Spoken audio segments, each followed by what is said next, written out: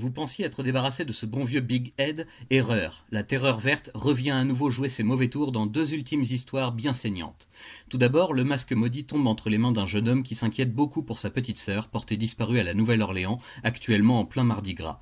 La pauvre est en réalité aux mains d'un baron du crime local qui verse également dans le vaudou à ses heures. En témoignent certaines de cette production filmique plus que douteuse, ainsi que son garde du corps aussi coriace que ce cher Walter. Sitôt débarqué en ville, Big Ed entame son traditionnel raffut et mène la vie dure aux truands ainsi qu'aux autorités comme à son habitude, jusqu'au moment où sa présence médiatisée en ville attire l'attention d'une autre vieille connaissance, le lieutenant Kelloway, qui s'envole aussitôt pour la Nouvelle-Orléans. Bien décidé à mettre fin pour de bon aux agissements macabres de sa cible, Kelloway va pourtant devoir prendre son mal en patience dans une ville où tout le monde est déguisé et où le masque pourrait surgir de n'importe quelle ruelle. Le règlement de compte final se passera dans la luxueuse propriété du baron du crime, où Big Ed va affronter l'homme de main au talent vaudou et, peut-être pour la première fois de son étrange carrière, rencontrer plus fort que lui. Non, évidemment que non. Le masque terrasse tous ses adversaires sans grand mal, prouvant que la magie qui l'anime est encore plus puissante et plus noire que celle des adeptes du vaudou. Une fois de plus, Kelloway ne peut qu'arriver trop tard pour empêcher l'artefact de disparaître à nouveau hors de sa portée, vers une destination inconnue, tandis que le grand frère protecteur retrouve enfin sa chère sœur et lui arrache la promesse qu'elle sera plus prudente à l'avenir. Dans la seconde histoire de ce recueil, toute dernière de la série originale d'ailleurs, cette fois Big Ed fait le grand saut et se rend jusqu'à New York, oui les amis. Mystérieusement apparu une fois de plus entre les mains d'un pauvre loser qui sent sa vie lui échapper et qui aimerait bien se reprendre, le terrible masque vert va commencer une belle série de crimes atroces, des meurtres bien glauques qui pourraient refroidir les plus avisés des flics de cette belle nation. Heureusement, là encore, l'attention médiatique autour de cette affaire et l'étrangeté manifeste des scènes de crime vont attirer l'œil de Kelloway qui se rend assez frais jusqu'à la grande pomme pour donner quelques leçons concernant Big Ed et son humour si particulier à l'élite des forces de police du pays.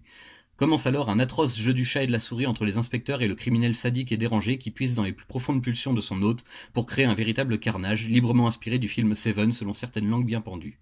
Si dans un premier temps les flics locaux voient d'un mauvais œil l'implication de Kelloway dans leur affaire, qui les dépasse totalement, ainsi que leurs collègues scientifiques, ils vont vite devoir reconnaître que l'inspecteur d'Edge City leur apporte sur un plateau une interprétation viable des assassinats perpétrés par Big Ed et peut-être un moyen de découvrir son mobile et sa véritable identité par-dessus le marché.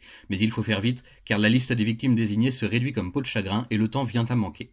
Pendant ce temps, le pauvre homme au bout du rouleau à qui arrivent toutes ces mésaventures finit par prendre une décision radicale pour mettre fin à tout ce cirque et s'en sortir à sa façon. Quand les policiers de l'unité d'intervention spéciale arrivent enfin à le coincer, il est déjà trop tard. Big Ed, c'est bel et bien fini, ou peut-être n'était-ce qu'un prélude de ce qui pourrait arriver entre de bien plus mauvaises mains si le destin s'en mêle. Eh bien nous y voilà, c'est donc le quatrième et dernier tome de l'édition intégrale de la série d'origine de The Mask, tiré des petits omnibus parus chez Dark Horse il y a des années et devenu introuvable à des prix corrects. Nous avons là une vraie chance que les éditions Delirium se soient intéressées à cette série au point de nous la fournir en intégralité dans ces 4 beaux albums, il faut bien le reconnaître. Ce tome final contient donc deux histoires, les deux ultimes scénarios autour du masque et de sa malédiction infernale et bigarrée.